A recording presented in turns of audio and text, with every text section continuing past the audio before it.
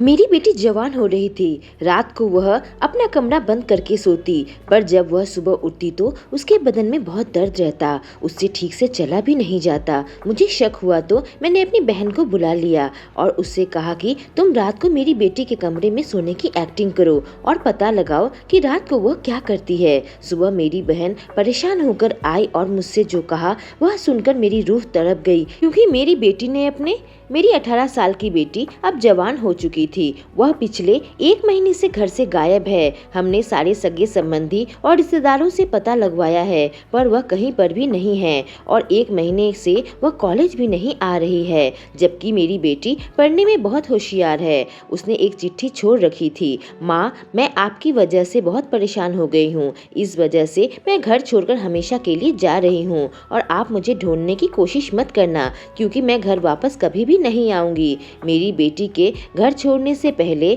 उसकी हरकतें कुछ अलग ही थी। बचपन से ही मेरी बेटी को पढ़ने का बहुत शौक था और वह आगे पढ़ना चाहती है, लेकिन कॉलेज में कदम रखते ही उसका बर्ताव में बदलाव आने लगे थे। मुझसे बहुत चिढ़ी रहने लगी थी। मैं और मेरे पति ने उसे अच्छी परवरिश और शिक्षा देने में कोई कमी नहीं छोड़ी है, पर ना जाने क्यों मेरी बेटी मुझसे बहुत रूखा बर्ताव करने लगी है। मैं तो जल्द से जल्द शादी करवाना चाहती थी, ताकि उसे उस राज का पता न चले जिसे हमने बरसों से छुपा रखा है। अगर उसे इस बारे में पता लग जाएगा तो वह टूटकर बिखर जाएगी। मेरी बेटी कॉलेज से आने के बाद अपने कमरे में बंद हो जाती। मैं कुछ पूछती तो कहती, माँ मुझे बहुत पढ़ाई करनी है, आप मुझे बार बार परेशान मत किया करो। मैं उसके पापा से कहती तो वह कहते, बेटी अब बड़ी हो गई है, उसे अपनी तरह से रहने दिया करो। पर जैसे जैसे मेरी बेटी बड़ी होती गई मुझे डर सताने लगा था, क्योंकि मेरे दिल पर दबा राज रिश्तों की नींव हिलाकर रख देता।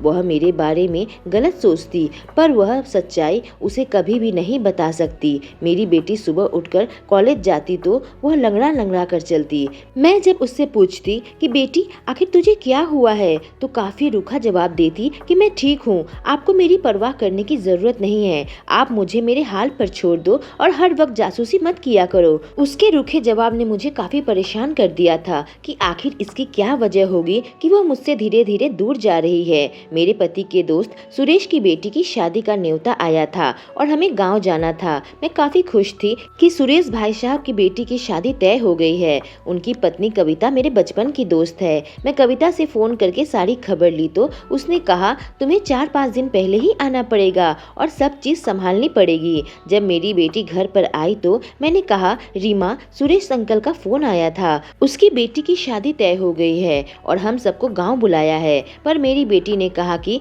माँ मुझे बहुत पढ़ाई करनी है और मैं शादी में नहीं जा सकती, और वह जिद पर अड़ गई कि वह घर पर ही रहेगी। जब मैं यह बात अपने पति से कही तो मेरे पति ने उसे बहुत समझाया, पर वह चलने को बिल्कुल भी तैयार नहीं हुई। पर हमें तो शादी में जाना ही था। मैंने सोचा था कि सुरेश भाई साहब के बेटे रवि के साथ मैं अपनी बेटी रीमा के रिश्ते की बात करूंगी। रीमा अब जवान हो गई है और मैं जल्द से जल्द उसकी शादी करवाना चाहती हूँ। मैंने रीमा से कहा, रीमा मैं तुम्हारी शादी रवि के साथ करवाना चाहती हूँ, इसलिए मैं चाहती हूँ कि तुम हमारे साथ गांव चलो और रवि के साथ घुल मिल जाओ। यह बात सुनते ही वो परेशान हो गई और कही, माँ मैं अभी शादी नहीं कर सकती, मुझे आगे पढ़ाई करनी है और मुझे कुछ बनना है। आप मेरे लिए यूँ रिश्ता देखना बंद कर दो, क्योंकि मैं आपके पसंद से शादी नहीं करूँगी। आप मुझसे जबरदस्ती नहीं कर सकती, मैं अपनी तरह से ही जिंदगी जीऊंगी। मुझे अपनी बेटी पर शक होने लगा था कि कहीं वो ऐसा वैसा तो कुछ नहीं कर रही, पर मुझे क्या पता था कि वह घर से भाग जाएगी।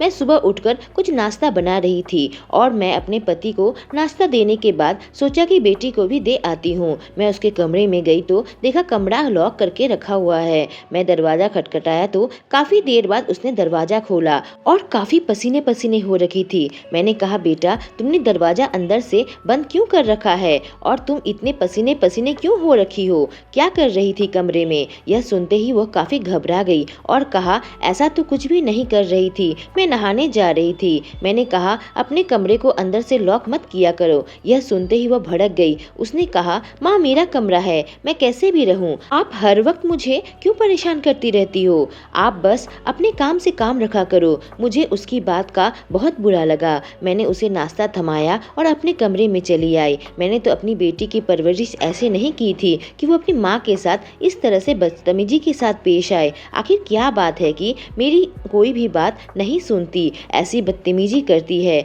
यह सोच सोचकर मेरी आंखों से आंसू आ गए कि आखिर मेरी बेटी मुझसे ऐसे क्यों पेश आती है। तभी मुझे ख्याल आया, मेरी बेटी को कहीं उस राज का पता तो नहीं चल गया जो मैंने सालों से उससे छुपा रखा है। मेरे पति ने कहा, सुरेश की बेटी की शादी में जाना जरूरी है, तो तुम अपनी बहन को बुला लो, वह हमारी बेटी का ध्यान रख लेगी। मैंने अपनी बेटी से कह दिया कि मैं अपनी बहन को यहाँ बुला रही हूँ और तुम्हारी मौसी तुम्हारा ख्याल रखेगी। इस पर मेरी बेटी चिढ़ गई और कही, माँ मैं 18 साल की हो गई हूँ और अपना ख्याल खुद रख सकती हूँ, आपको मौसी को बुलाने की कोई ज़रूरत नहीं है। मुझे पढ़ाई करनी है और मौसी आ जाएगी तो मुझे परेशानी होगी। पर अब मैं गुस्से से कही, देखो मैं तुम्हें अकेले नहीं छोड़ सकती, या तो तुम हमारे साथ चलो या मौसी आकर यहाँ रहेगी, फैसला तुम्हारा है, दोनों में से कोई एक रास्ता है। मेरी बेटी बहुत चिढ़ने लगी तो मैंने उसे कसकर एक थप्पड़ मार दिया। मैं अपनी बेटी पर कभी हाथ नहीं उठाती हूँ क्योंकि मेरी बेटी अब तक ऐसा कभी भी कोई बर्ताव नहीं किया था और हमेशा पढ़ाई में ही मन दिया करती थी, पर कॉलेज जाते ही वह मेरे हाथ से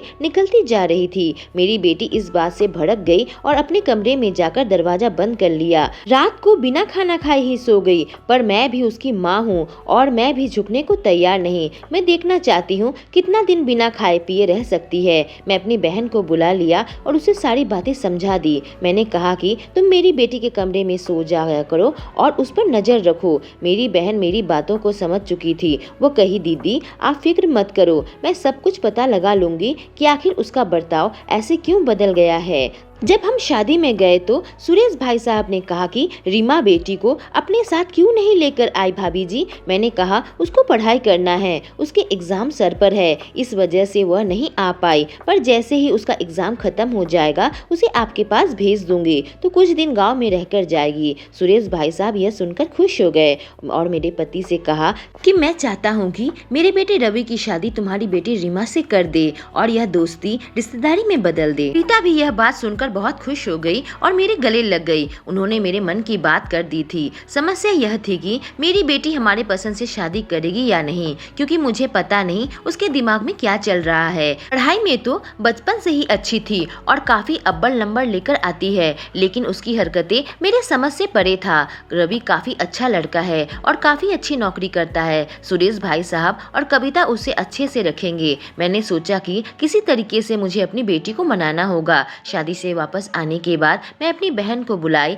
और उससे अपनी बेटी के बारे में पूछा तो वह काफी परेशान हो गई। उसने मुझे कुछ ऐसी बातें कही जिससे मेरा होश उड़ गया। मैं अपने कमरे के अंदर आ गई और मेरी सांसें फूलने लगी। मैं अपने अतीत की यादों में खो गई थी, एक ऐसा अतीत जो मुझे हर वक्त दर्द ही देता। मेरा नाम वीना है। मेरे पति अजय और मैं एक ही कॉलेज में पढ़ते थे। अजय के दो दोस्त थे, सुरेश और अखिलेश। अजय, सुरेश और अखिलेश की जोड़ी पूरे कॉलेज में काफी फेमस थी। सुरेश भाई साहब तो कविता से काफी मोहब्बत करते थे। कविता मेरी पक्की सहेली थी, जैसे कि हम दोनों बहनें हों, इसलिए सुरेश भाई साहब भी मुझे अपनी बहन की तरह ही मानते थे। पर अखिलेश एकदम लड़की बाज था। खूबसूरत लड़कियां देखते ही उसके पीछे पड़ जाता था। जब भी मैं और कविता साथ में होते तो सुरेश हमसे बात करने आ जाता था और उसके पीछे पीछे उसके दोनों दोस्त अजय और अखिलेश भी आ जाते थे। मैं कॉलेज में दिखने में बहुत ही खूब हसीन थी। अखिलेश इसी वजह से मुझे पटाने की कोशिश करता था। अजय का तो किसी लड़की के साथ दूर दूर का वास्ता भी नहीं था। आखिरकार मैं अखिलेश की बातों में बह गई और मैं भी वही गलती की, अपने घर से भागने की, क्योंकि मेरे मम्मी पापा मेरी शादी कहीं और तय कर दी थी और मैं अखिलेश के साथ रहना चाहती थी। जो गलती मैंने की थी घर से भागने की, आज मेरी बेटी भी वही गलती की है। अब मुझे समझ आ रहा है कि मेरे माता पिता को कितनी तकलीफ हुई होगी मेरे उस हरकत से। अखिलेश के साथ मैंने अपना खुद का दुनिया बसा लिया था। बस मन ही मन वह मुझे अपनी पत्नी मान लिया था, पर हमने कभी शादी नहीं की थी। लेकिन कुछ महीनों में मुझे पता चला कि मैं गर्भवती हूँ। मैंने यह बात अखिलेश से कही कि मैं गर्भवती हो गई हूँ, तुम मुझसे समाज के सामने शादी कर लो। पर उसने कहा कि मैं तुम्हें दिल से पत्नी मान चुका हूँ, तुम्हें घबराने की कोई जरूरत नहीं है। ऐसे ही 9 महीने बीत गए और मैंने अपनी बेटी को जन्म दिया। रीमा की जिंदगी शादी का यही सच है कि वह मेरी और अखिलेश की बेटी है। लेकिन उसके बाद अखिलेश ने मेरी और बेटी की जिम्मेदारी लेने से साफ मना कर दिया। उसने कहा कि वह कॉलेज की प्रिया से प्यार करने लगा है और उसी के साथ शादी करना चाहता है। उसके घर वाले मुझे कभी स्वीकार नहीं करेंगे क्योंकि मैं शादी से पहले ही माँ बन चुकी हूँ। प्रिया भी हमारे क्लास में ही पढ़ती थी, पर वह देखने में बिल्कुल भी खूबसूरत नहीं थी। हाँ, अमीर खानदान से थी। वो अखिलेश को बहुत पसंद करती थी, पर अखिलेश इसी वजह से उससे दूर रहता कि वह देखने में बदसूरत थी। पर पैसे के जोर से प्रिया ने अखिलेश का दिल जीत लिया था और मैं बिल्कुल बेबस और बेसहारा हो चुकी थी। अपने घर से भी भाग चुकी थी, तो किस मुंह से मैं अपने घर पर वापस जाती। उस वक्त अजय ने मुझे सहारा दिया था, पर अजय ने मुझे एक ऐसी बात कही कि वह सुनकर मैं हैरान रह गई। उसने कहा था वह नामर्द है और कभी बाप नहीं बन सकता, लेकिन यह दुनिया को पता चल जाएगी तो उसकी बदनामी होगी। इसी वजह से मैं किसी को ना कहूँ कि रीमा अखिलेश की बेटी है, बल्कि मैं लोगों से यह कहूँ कि वह अजय की बेटी है। मैंने उसकी बात मान ली थी और अपने घर वालों को यही बताया था। मेरे माँ पापा बहुत दुखी थे, पर मुझे स्वीकार कर लिया था। अजय ने रीमा को हमेशा बाप जैसा ही प्यार दिया और वो नहीं चाहते थे कि कभी भी रीमा बेटी को सच्चाई मालूम चले। पर आज ऐसा क्या हो गया कि रीमा मुझसे इतनी दूर हो गई और घर से भाग गई। वह बात सोच सोचकर मेरी आंखों से आंसू आ गए। मेरी बहन ने मेरे से जो कुछ भी कहा था वह सुनकर मेरा दिल घबराने लगा था और इसी वजह से मैं रीमा के साथ रवि की शादी तय कर दी थी। मैंने अपनी बेटी से कह दिया था कि मैं तुम्हारी और रवि की शादी की बात आगे बढ़ा रही हूँ। उसका परिवार काफी अच्छा है, तुम वहाँ बहुत खुश रहोगी। रवि अपने माता पिता के साथ हमारे घर पर रीमा को देखने भी आ गया था, पर मेरी बेटी इस बात से बहुत खफा थी। उसने साफ साफ कह दिया था कि वह रवि से शादी नहीं करेगी, पर मैं भी अपनी जिद पर अड़ी थी। मैं उसकी शादी रवि के साथ ही करवाना चाहती थी। एक रात हम सो रहे थे, जब सुबह उठे तो रीमा अपने कमरे में नहीं थी और जब हमें उसकी लिखी हुई चिट्ठी मिली तो हमारे सर पर मानो आसमान टूट पड़ा। बचपन से ही रीमा हमेशा ही मेरी और अजय की बात सुनकर ही चलती थी, कभी किसी बात पर हमारे खिलाफ नहीं गई। लेकिन इन एक साल के दौरान ऐसा क्या हो गया कि वह हमारे खिलाफ इतनी भड़क गई। मेरी बहन ने उसे किसी लड़के के साथ देख लिया था। जब मेरी बहन उसके कमरे में सोने की एक्टिंग कर रही थी तो रीमा ने किसी को कॉल करके बुलाया था और एक लड़का खिड़की से अंदर आकर मेरी बेटी से मिला था। उसे पता नहीं था कि वह लड़का कौन है और ना ही मुझे। इससे पहले कि मेरी बेटी कुछ गलत कर बैठे, मैंने उसकी शादी रवि के साथ तय कर दी थी, क्योंकि रात के अंधेरे में यह किसी लड़के से मिलना काफी खतरनाक है। मैं और मेरे पति अंदर ही अंदर बहुत टूट चुके थे। रीमा ही हमारा एकमात्र जीने का सहारा थी। आज हमारी अपनी औलाद न जाने कहां गुम हो गई। इतने ढूंढने के बावजूद भी वह कहीं नहीं मिली। 1 महीने बीत चुके हैं और हम इसी उम्मीद में हैं कि वह वापस आ जाए। रात को काफी उदास मन से मैं और अजय सो रहे थे और सुबह उठकर मैं रीमा के कमरे की सफाई करने लगी तो बिल्कुल ही चौंक उठी। मेरी बेटी कमरे के अंदर थी। पूरे 1 महीने बाद वह घर वापस आ चुकी है। उसे देखकर मेरी हैरत का ठिकाना न था, पर मैंने उससे एक भी बात नहीं किया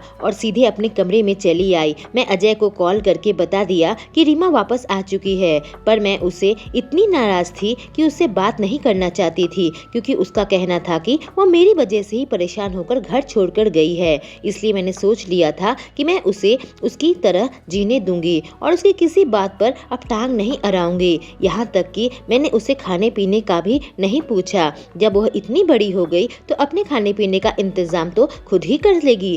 रात को जब मैं और मेरे पति डिनर कर रहे थे तो वह पास आ गई और कही, माँ मुझे भूख लगी है। पर मैंने उससे कुछ भी नहीं कहा और हम दोनों खाते रहे। अजय ने कहा, रीमा को खाने के लिए कुछ दे दो, पर मैंने उसकी बात का कोई जवाब नहीं दिया। उसने अपनी प्लेट में खुद ही खाना डाल दिया और उसे लेकर अपने कमरे में चली गई। जब से वह आई थी मुझसे अपनी नजरें नहीं मिला पा रही थी। मेरे पति ने मुझे समझाने की कोशिश की कि तुम उससे नाराज मत हो, पर मेरी बेटी ने मेरे साथ जो कुछ भी किया था उससे बात करने का मन अब खत्म हो गया था। अगले दिन मेरी बेटी कॉलेज जाने लगी तो मैं उसे बुलाकर कही, ये कोई धर्मशाला नहीं है, मेरा घर है। यहाँ जब चाहो घर से भाग जाओ और जब चाहे वापस चली आओ, यह सब नहीं चलेगा। इसलिए यहाँ यह सब ड्रामा मत करना। यह कहकर मैं अपने कमरे में चली गई। शाम को मैं और मेरे पति बैठकर टीवी देख रहे थे, तभी रीमा हमारे पास आकर बैठ गई और अब वह रोने लगी और कहने लगी, माँ मुझे माफ़ कर दो,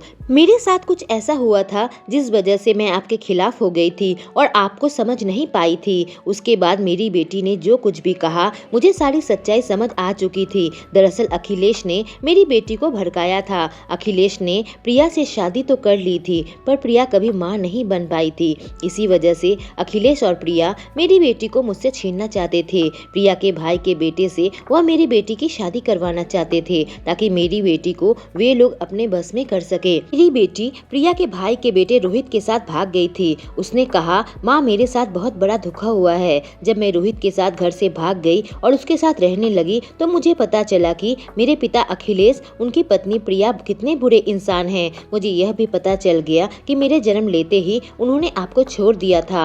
आपको यह सब कुछ मुझे पहले ही बता देना चाहिए था, क्योंकि अखिलेश पापा ने मुझे आपके खिलाफ भड़काया था कि आप ही उसे छोड़कर पापा से शादी कर ली थी। मैंने उसे बताया कि किस तरह से अजय ने तुम्हें अपना लिया था और तुम्हें प्यार देने के कारण उन्होंने अपना बच्चा भी कभी नहीं लिया। मेरी बेटी की आंखों से आंसू आ गए और उसने अपने पापा को गले लगा लिया और कहा कि आप ही मेरे पापा हो, आप ही ने हर वक्त मेरी रक्षा की है। मेरे पति के आंखों से भी आंसू आ गए थे। रीमा ने कहा, जब मुझे सारी सच्चाई के बारे में पता चला तो मैं घर छोड़कर आ गई, क्योंकि वह लोग तो बस मुझे आपसे दूर करना चाहते थे।